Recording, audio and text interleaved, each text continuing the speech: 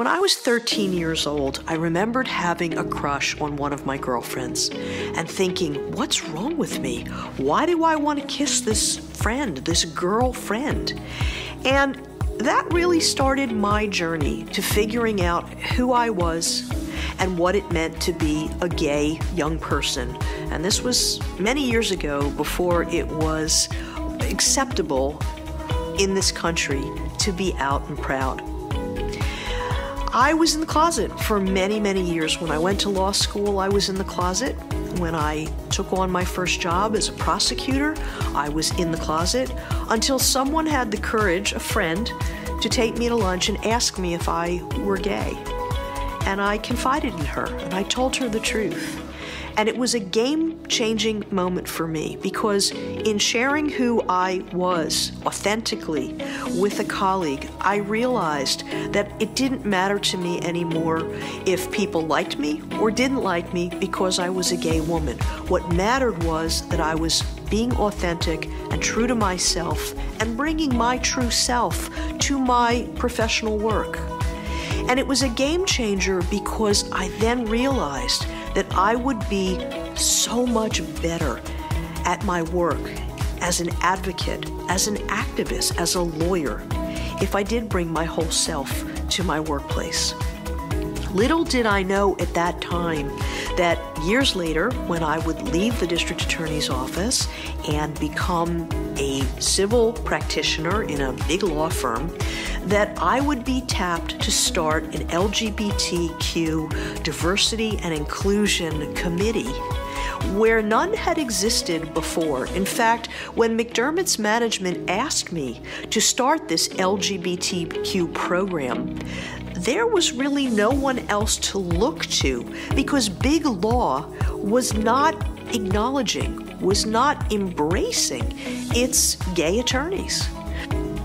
To say that my career opened up and really took off once I stepped into this role as the chair of our LGBT Diversity Inclusion Committee is really an understatement. I joined the boards of Lambda Legal, which is the oldest and largest LGBT legal organization in the country. I became a board officer for Lambda Legal and was able to participate in high-profile legal cases that brought tremendous pride to my firm and actually helped members of our community. I now sit on the board of the LGBT Community Center down in the West Village. I'm a board officer there. I have had the pleasure of co-leading a group of 20 lawyers in connection with pro bono work that we do for the Mattachine Society of Washington, D.C. The Mattachine Society is an archive activist educational group that does original archival research at presidential libraries, national archives, academic institutions, and many, many other sources to uncover the forgotten and deleted histories of LGBT Americans in an effort to preserve the history and to tell the stories of people who never had the chance to be known in our history books.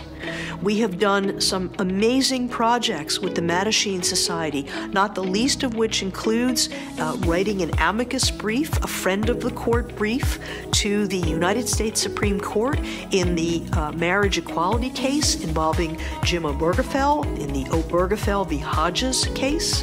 And we have written a historic white paper on the history of conversion therapy practices and the push for a national ban on conversion therapy for minors.